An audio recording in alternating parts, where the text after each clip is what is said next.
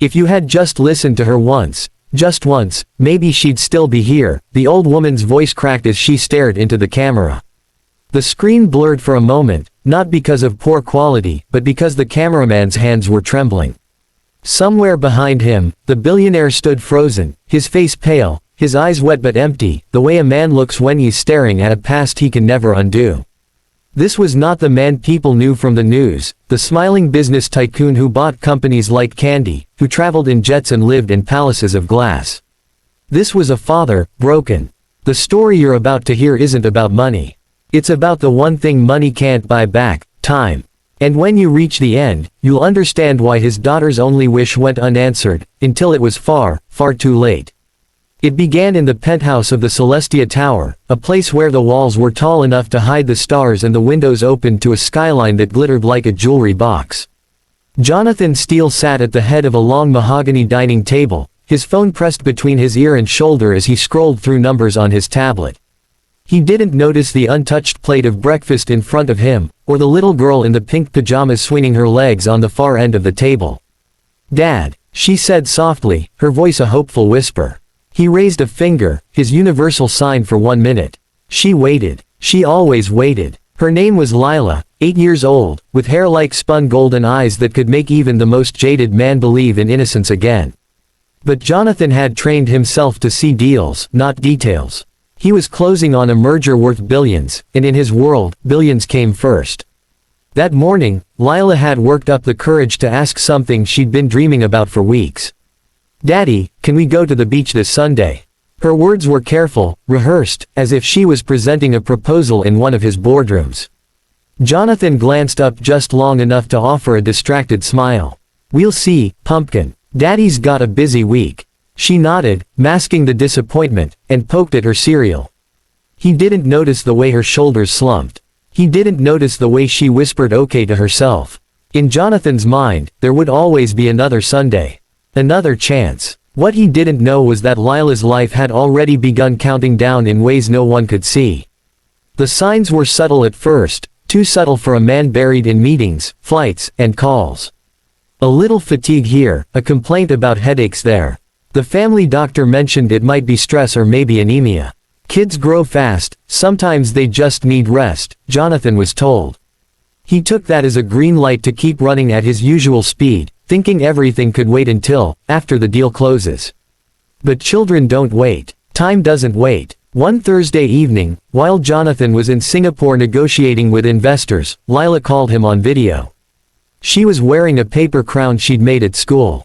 "Daddy, guess what? We're doing a father-daughter dance next month. Can you come?" Her face glowed on the tiny screen. Jonathan, standing in a hotel lobby with his briefcase, checked his schedule on his phone. "That's the same week I'm in Dubai, sweetheart.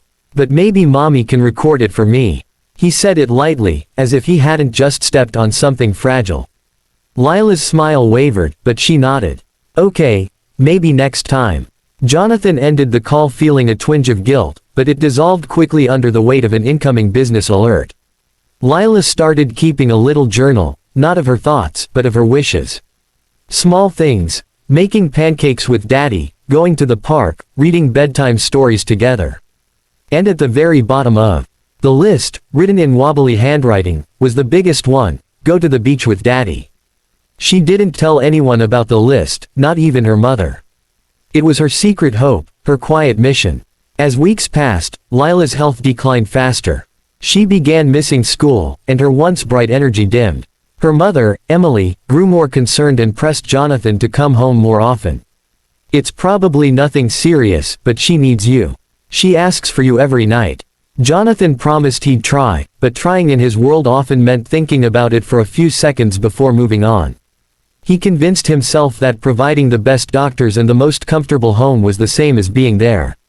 After all, wasn't he working for her future? Then came the night everything shifted. It was raining hard, and the city lights blurred against the penthouse windows. Lila sat curled on the couch, her paper crown now bent at the edges. She looked up at her mother and whispered, "Mommy, if I only get one wish, can you make Daddy take me to the beach?" Emily's chest tightened. "Why do you say if you only get one wish, sweetheart?" Lila shrugged. "Because, sometimes I feel like I won't have many." Emily's eyes stung. She tried to laugh it off, to promise her that there'd be plenty of wishes, plenty of Sundays. But deep down, fear began to bloom. She called Jonathan that night, her voice sharper than usual. "John, this isn't just about work anymore. Something's wrong with Lila, and she needs you here." Jonathan, sitting in a boardroom in Tokyo, rubbed his temple. "Emily, I can't just walk away from a $1 billion deal. We'll set up something special for when I'm back, okay?" Emily didn't answer right away. When she did, her words cut deeper than any market loss he'd ever suffered. "There might not be a, when you're back." Jonathan brushed it off as emotional exaggeration. After all, children get sick all the time.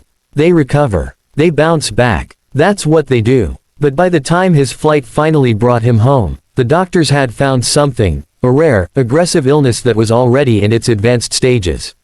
The kind that doesn't care how much money you have. For the first time in years, Jonathan canceled everything.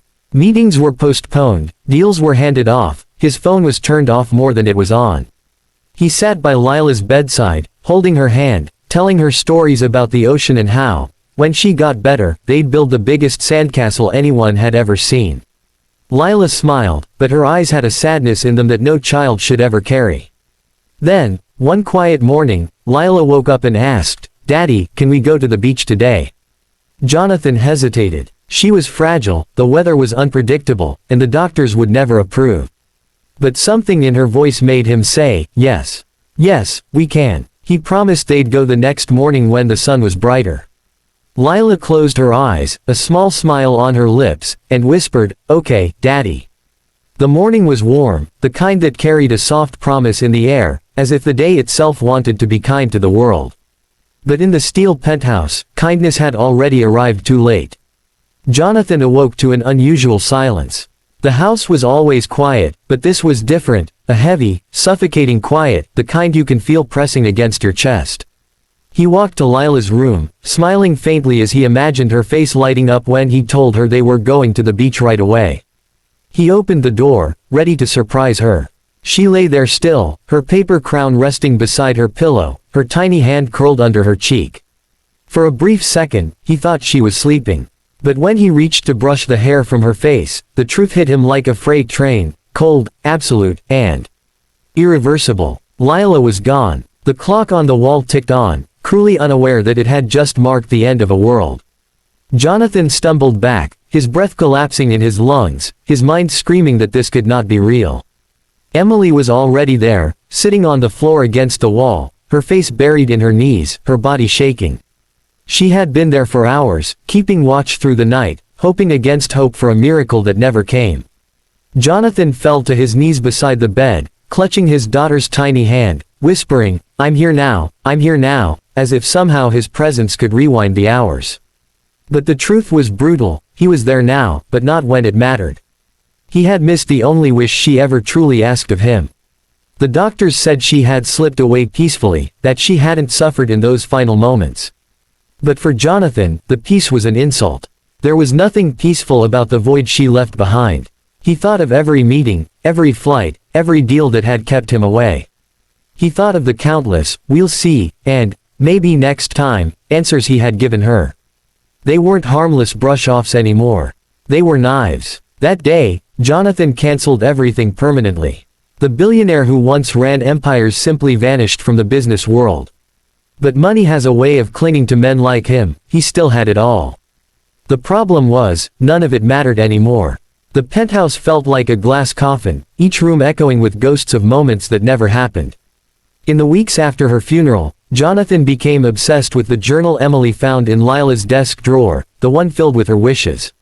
He read it over and over, his eyes always lingering on the last line, "Go to the beach with Daddy." That sentence became his tormentor and his prayer. He would wake in the middle of the night hearing her voice asking it. He began visiting the beach alone, sometimes at dawn, sometimes in the middle of the night.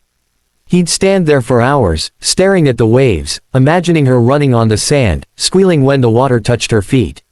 Sometimes he'd speak to her